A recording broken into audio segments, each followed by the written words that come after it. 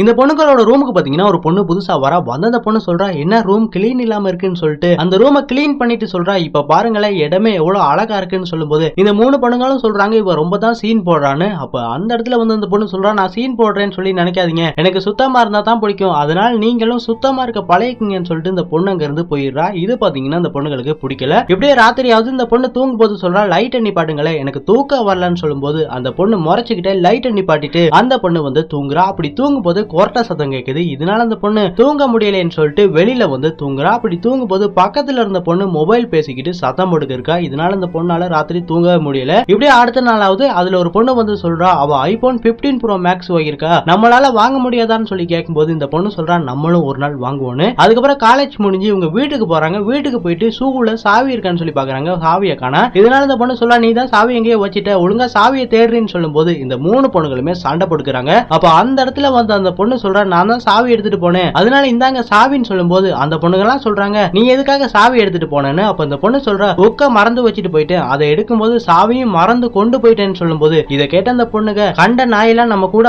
இருக்குன்னு சொல்லிட்டு அந்த பொண்ணை திட்டிட்டு உள்ள போறாங்க. அதுக்கப்புறமா 3 பேரும் ஒன்னா கூடி பேசி காட்சிக்கு இருக்கும்போது அந்த இடத்துல அந்த பொண்ணு வரா. உடனே பேசுறதை நிறுத்திட்டு அந்த பொண்ணை வெறுப்பா பாக்குறாங்க. இதனால சோகமான பொண்ணு அங்க இருந்து போயிடுறா. அதுக்கப்புறம் பாத்தீங்கன்னா இதுல இருக்க ஒரு பொண்ணு சொல்றா, படத்துக்கு டிக்கெட் எடுத்துட்டு நம்ம போலாமான்னு. அப்ப இந்த பொண்ணு சொல்றா, எத்தனை மணிக்கு போறீங்கன்னு. இதை கேட்ட அந்த பொண்ணு சொல்றா, நாங்க 3 டிக்கெட் தான் எடுத்தோன்னு. அப்ப இந்த பொண்ணு, சரி பரவாயில்ல நீங்க மட்டும் போயிட்டு வாங்கன்னு சொல்லிட்டு அந்த பொண்ணு அங்க இருந்து போயிடுறா. அதுக்கப்புறமா அந்த 3 பொண்ணுகளும் பேசிக்கிறாங்க, இருந்தாலும் நம்ம ஒரு டிக்கெட் எக்ஸ்ட்ரா எடுத்திருக்கணும், அவளையும் கூட்டிட்டு போயிருக்கணும்னு சொல்லும்போது அதுல ஒரு பொண்ணு சொல்றா, பரவாயில்ல விடு, இன்னொரு நாள் போகும்போது அவளையும் கூட்டிட்டு போவோம்னு சொல்றாங்க. இப்படியே அடுத்த நாளாவது ஓனர் லேடி வாடகை பணத்தை கட்ட சொல்லியிருப்பாங்க. அப்ப இந்த பொண்ணு வாடகை பணத்தை கேட்கும்போது அந்த பொண்ணு சொல்றா, பணத்தெல்லாம் செலவு பண்ணிட்டேன், இப்ப வாடகை பணத்தை வேற கட்டணும், என்ன பண்றதுன்னு சொல்லும்போது இந்த பொண்ணு, ஓனர்ட்ட நான் பேசுறேன்னு சொல்லிட்டு அந்த ஓனர் லேடி கிட்ட சொல்றாங்க, எங்களால பணம் கட்ட முடியல, 2 நாள் வெயிட் பண்ணுங்கன்னு சொல்லும்போது அந்த அம்மா சொல்றாங்க, பணத்தை தானே உங்க கூட இருந்த புதுசா வந்த பொண்ணு கட்டிட்டாளேன்னு சொல்லும்போது இதை கேட்டோன்னு அந்த பொண்ணுங்க அதுக்கப்புறமா அந்த பொண்ணு கிட்ட போய் கேக்குறாங்க, நீங்களா பணம் கட்டினீங்கன்னு. அப்ப அந்த பொண்ணு ஆமான்னு சொல்றா. அதுக்கப்புறமா அந்த பொண்ணுங்க சொல்றாங்க, எங்களை மன்னிச்சிருங்க, உங்களை நாங்க தரக்குறையா பேசிட்டோம்னு சொல்லிட்டு அந்த பொண்ணு கிட்ட மன்னிப்பு கேட்கறாங்க. அன்னையில இருந்து பாத்தீங்கன்னா இவங்க 4 பேரும் உயிர் நண்பர்களா மாறிடுறாங்க.